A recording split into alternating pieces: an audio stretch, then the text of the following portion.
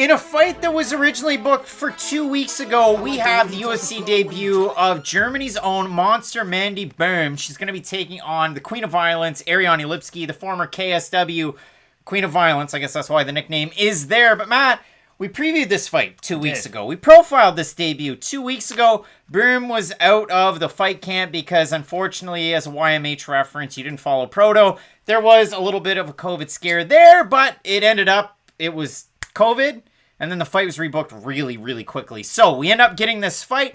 We're going to throw it back to that original preview. We're going to update the odds and the final prediction for this one. Big time fight in a UFC debut for the former champion in Canada, Germany's own monster Mandy Bohm, the O umlaut, you got to get it, so Bohm, taking on Queen of Violence, Ariane Lipski. Now, I did struggle with violence. I don't know why that was, but this is an interesting fight because for Mandy Bohm, you look at the level of competition that she's faced so far in her young MMA career. She has the belt from TKO. She was able to get the win over Jade Mason Wong. And in that fight, it was an interesting one. TKO 48 was absolutely stacked. If you haven't gone back and watched that one on Fight Pass, it's insane. There's 3 title fights up at the top. Nate Maness fought on that card. You had Cyril Gahn taking on Souza. Like, it was wild stuff. She's able to win there. She gets the flyweight belt, 3rd round rear naked choke win. After that, a long layoff, about a year and a half. She took on Greet Eekhout over with Bellator 247 at the end of 2020. She wins that fight by decision. But she was originally, before that, supposed to take on Liz Carmouche in her Bellator debut. In the UFC, she was supposed to take on Tayla Santos. That's how highly promotions think of Mandy Bohm, a fighter that's represented SBG Ireland in the past. Now she's training out of MMA Spirit in Germany. I'm sure that's kind of due to the pandemic. But again, you look at it, maybe not the highest level of competition. I mean, her debut, 0-0, 0-0, 0-0, 3-1, 2-3, 0-1, 3-0, 5-3-1. And in that fight against Greet Eekhout, I went back and watched that one today, among others. And the trouble that I had, Mandy Bohm, great striker, really nice jab out there. She throws a nice low kick. She can kind of bring her hands down, and I know that was something that throughout the fight, John McCarthy was talking about it. You got to bring your hands up. And then her coach, John Kavanagh, was saying, you got to bring your hands up. And eventually she did, but she gets hit by a lot of shots against fighters that maybe aren't the highest level. And if we can say anything about Ariane Lipski, she's another one of those fighters, consistently inconsistent. She loses fights she should probably win. And in this one, like, it's a make or break opportunity for Lipski. I think if she loses this fight, she's out of the UFC. So let me just set this up. You have a former KSW champion whose nickname is the Queen of Violence. How excited are you? Was thought to maybe crack the top 15, make her way up it, and make a strong case to at least get into the top 5. And I'm not overly pumping her up and saying that. That was like the perception around the Queen of Violence. Like, hey, this is our next like Karolina Kowalkiewicz. That's what I was going to say. And that's the thing about Lipski, though. She doesn't really have any massive strength to her game. People are going to talk about her Muay Thai. Her striking's not that good, if we're being completely honest. I do kind of lump her into that be a Malecki Muay Thai artist because you might have the credentials, but I only care about what your style is inside the cage. She doesn't really fight like a Muay Thai fighter. Yes, she has kicks from the outside, but Lipski's best spot is top control on the ground. She's someone who has really good ground and pound from the guard. It's a weird place. She doesn't really pass guard. She's kind of like Mirko Krokop. She goes for a lot of elbows in the open guard. But she is a very unique fighter in that aspect where a lot of people are going to talk about, oh, she's such a good striker. I really look at Lipski more as a grappler in MMA than I do as a striker because most of her success does come that way. It is, I'm gonna kind of beat you up on the feet, her opponent shoot for a takedown, she gets top position, then uses good ground and pound. The thing about Lipski, though, is she's never really been able to beat that upper echelon in her career. And yes, her run in KSW was very impressive, and just her run in general before the UFC was really nice. But my issue I always have with Lipski is she's one of those fighters who needs a lot of distance to get off a lot of her offense, but she's so bad at keeping that distance between her and her opponent. If she does have her kickboxing range, then yes, she does have a good active jab. She does have good straight shots coming down the middle. The issue is that anytime an opponent is able to get on the inside, clinch with her, get her up against the cage, I don't know if it's just a physical strength that she lacks, but she is a fighter who can be controlled on the ground and up against the cage. Yeah, if you look at it for Lipski, From the hop, she was taking on really good competition. Her first fight, a win over Diana Turcotto, who's taking on good fighters. She ended up losing to Firmino, who's taking on good fighters. And then you look at the big win streak that she had with different promotions, Immortal, as well as KSW, where she was the champ. Beat Sheila Gaff, beat Diana Belbizia, finished her in the first round, beat Mariano Moraes that you might have seen over with PFL here recently. Then she ends up in the UFC. Loses unanimous decision to Joanne Calderwood. Okay, they thought you were here. You weren't. Loses to Molly McCann. Okay, you're not there. She beats Isabella De Padua, and that's a unanimous decision win. But De Padua was on incredibly short notice, and for that fight, you were supposed to have a fight against Macedo, a fight against Priscilla Cachoeira. Those fell out. De Padua came in on super short notice and gave a decent account of herself. Then she takes on Luana Carolina in a fight that's booked, and rebooked.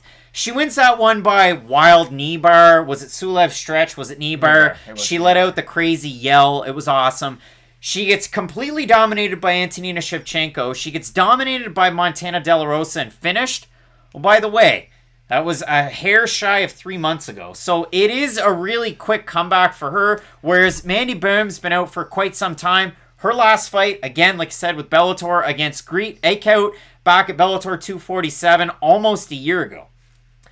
This is going to be a really odd fight, because if Boom can get some of her power shots off on the feet, I actually think she is the better striker in this fight. I know that's going to take a lot of people by surprise, but I think she's the more active striker. At least that's what I should say. I do worry about Lipski creating distance in all of her fights. And again, my issue with Lipski is I don't even really know what her strength is, because again, a lot of her success is in the grappling department, but even look at her last 2 fights. She's someone who can get held down, and that's something we see. Remember when Jack Hermanson fought Jacare Souza? I know Jacare is amazing in jiu-jitsu, but Jack Hermanson is a great grappler himself and very heavy on top. And that was one of those weird fights where when Hermanson was able to get on top of Jacare, he could hold him down. If you're able to hold down Jacare, who's one of the best black belts to ever transition over to MMA, then you can do the same thing to Ariane Lipski. It's just an odd little wrinkle in her game that she's never been able to overcome.